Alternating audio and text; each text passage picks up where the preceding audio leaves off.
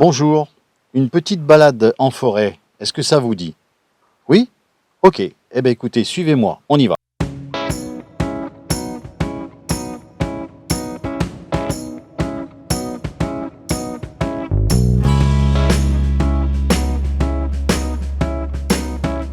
Monter à l'assaut de Montarcher, c'est être assuré de jouir d'un panorama exceptionnel à 360 degrés. Du Forêt au Velay, tout est à portée d'œil. Air pur, nature préservée et patrimoine bâti chargé d'histoire, nous voici dans le plus petit village du département, mais aussi l'un des plus attachants. Montarcher est quand même un village de caractère, comme pas mal de personnes le connaissent déjà. C'est un village médiéval et c'est surtout un village qui va un petit peu dans toutes les limites. C'est-à-dire qu'on est aux confins du Puy-de-Dôme, on n'est pas très loin de la Haute-Loire, on est à 1160 mètres d'altitude. Alors on va un petit peu dans la petitesse avec 70 habitants, simplement 6 km². Il y a le patrimoine historique avec son bâti. Et effectivement, il y a l'église qui est classée monument historique. On a aussi la porte Archère qui est classée monument historique. Mais ce qui fait surtout venir actuellement les habitants, les visiteurs à Montarcher, c'est parce qu'on a un paysage de toute beauté, éloigné, mais on a surtout aussi une très grande vigilance vis-à-vis de la beauté du paysage, mais très local, avec la flore et la faune locale. Et on fait énormément d'efforts pour remettre tout ça en état, pour mettre des sentiers, pour éviter que tout le monde bouscule la nature. Et donc les gens sont très friands de cet aspect naturel et un petit peu sauvage des alentours de Montarcher. On a énormément de sentiers et on est énormément visité. Il y a d'abord tous les pèlerins de Saint-Jacques-de-Compostelle qui passent une très grande partie de l'année, mais on est de plus en plus sollicité par des marcheurs. Donc on a le sentier des Brigands, le sentier des Croix, etc., qui sont balisés, qui sont déjà prédisposés à recevoir des touristes. Mais on a aussi beaucoup de clubs qui viennent de façon éphémère, aussi bien des motards que des cavaliers, que des cyclistes. Et tout ça s'entend très bien parce qu'on a de plus en plus de personnes qui viennent cheminer à l'intérieur de notre village, voire même méditer. On a de plus en plus de personnes qui veulent s'installer à Montarcher.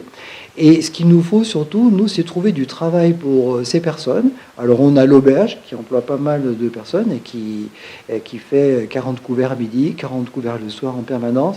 On a aussi une unité de rectification qui a pas mal d'employés. Là, on vient de réouvrir l'unité de production d'eau de Montarcher qui, là aussi, aura des employés.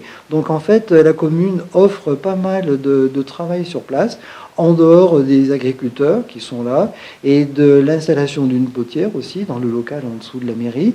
Et en plus, on a aussi des artisans classiques, menuisiers, maçons, voilà. Il fait très bon vivre à Montarcher. Voilà, on a tombé sous le cœur de cette maison, on est venu s'installer ici, et maintenant, ça fait 10 ans qu'on habite ici. On a 2 petites filles, une de 6 ans et une de 4 ans. On a le ramassage scolaire qui peut prendre les filles, et elles vont à l'école à Saint-Bonnet. Et jusque-là, on n'a jamais été embêtés. Après, c'était un choix de vie aussi. On vit avec ce confort, on sait pourquoi on est là. Et quand on est ici, on lâche prise avec un peu tout le reste, le travail, avec tout ce qu'il peut y avoir à côté. Et on vit dans un cadre qui est pour nous idyllique, où voilà, les enfants peuvent aller se promener dehors, on a de la nature de partout. Et on vit au gré du temps et de la nature, donc c'est magique. La nature et la convivialité et le savoir-vivre des gens à la campagne, où il y a énormément de respect, de soutien des uns des autres, et on se connaît tous. J'ai passé toute mon enfance ici, au Crozet de Montarcher. Et mes études m'ont emmené plus loin. Après, j'ai travaillé dans l'électronique militaire en région parisienne, après en région bordelaise. Et à la retraite, je suis revenu m'installer ici. On vit bien parce qu'on est dans la nature, on vit dans les bois, on vit avec la nature. Et le climat, d'ailleurs. On va très souvent se balader en forêt, oui, ça c'est vrai. Au moment des champignons, on récolte des champignons.